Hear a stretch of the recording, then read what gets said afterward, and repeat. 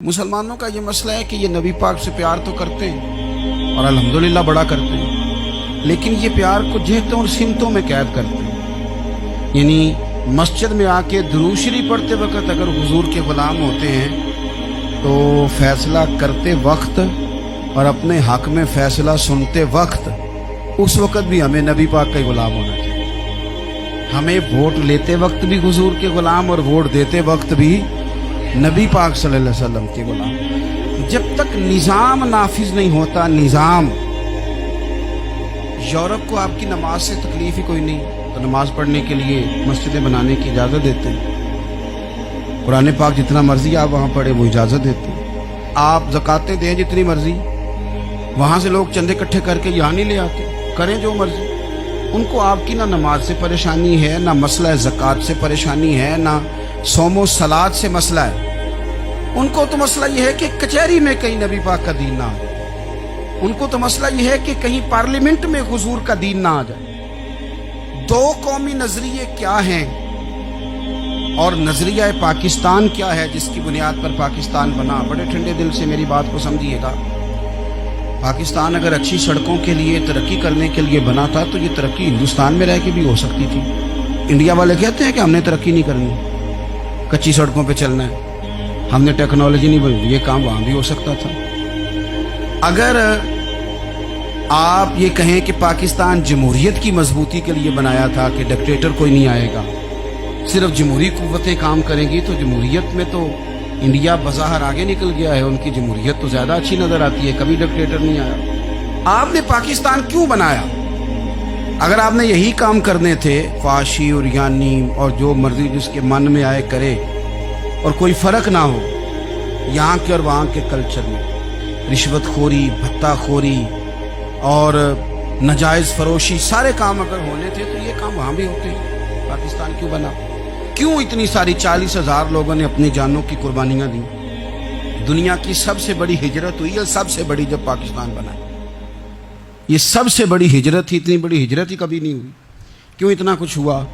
वो इसलिए हुआ कि हमें बताया गया था कि वहाँ ना सोशलिज्म, ना वहाँ खाली जमहूरियत का राग लापा जाएगा, बल्कि एक बुलंद नारा लगाया गया था। नारा क्या था? पाकिस्तान का मतलब क्या? पाकिस्तान का मतलब क्या? ला इलाहा इल्लल्लाह मुहम्मदुर रसूलुल्लाह सल्लल्लाहु अलैहि। ये उन्वान बनाया गया।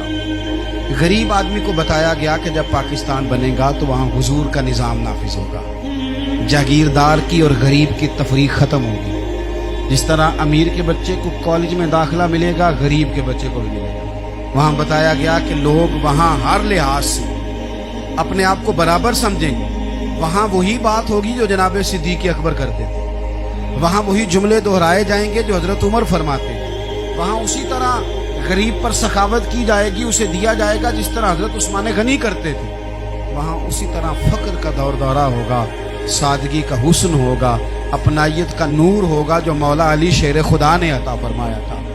इस सोच की बुनियाद पर पाकिस्तान बनाया गया, इस सोच की बुनियाद पर, और इसी सोच को आगे लेकर के जाया गया। कोई सियासी पार्टी अब ये बात नहीं करती। दो कौमी नजरिए का माना यह था कि हिंदू अलग कौम है, मुसलमान एक अलग कौम है। उनका रहना सहना, उठना बैठना, खाना पीना अलग है। हमारा उठना बैठना, खाना पीना, सारे मामलात अलग हैं। तहजीब व तमद्दुन अलग है। लिहाजा हमें अलग से खित्ता चाहिए जहां हम इस्लामी नजरियात के मुताबिक आज़ाद होकर अपना वक्त गुजार सकें। इस दो कौमी नजरिए की बुनियाद पर, दो कौमी पहले तो अल्लामा इकबाल इसके कायल नहीं थे। अल्लामा इकबाल का पहले ख्याल ये था कि सारे जहां से अच्छा हिंदुस्तान हमारा, ये इकबाल ने लिखा था। फिर इकबाल कहते मेरी सोच बदली और फिर मैंने कहा कि नहीं, खित्तों के जोर पे नहीं, आप रंग नस्ल के जोर पे नहीं, बल्कि कहने लगे कि अपनी मिल्लत पर कयास अक़वाम मगरिब से न कर, खास है तरकीब में कौमे रसूल हाशिम। आप जो तकसीम करेंगे, ये जो तकसीम हुई है ना अरब की, ये मजहब की बुनियाद पे नहीं हुई। ये तो उनकी जाती लड़ाइयाँ थी। छोटा सा दुबई बन गया, छोटा सा मस्कत, छोटा सा अबू धाबी, ये तो उनकी जाती लड़ाइयाँ थी, कबीलों की लड़ाइयाँ थी, जंगें थी, छोटे छोटे मुल्क अलग से तकसीम हो गए। ये मजहब की बुनियाद पे ऐसा नहीं हुआ। دنیا میں جتنی ریاستیں ٹوٹ کر بڑی ریاستوں سے الگ ہوئی تو اس میں یہ تھا کہ ہماری قوم الگ ہے، ہم سردار علیحدہ سے ہیں، اس لیے ہم علیحدگی پسند ہیں۔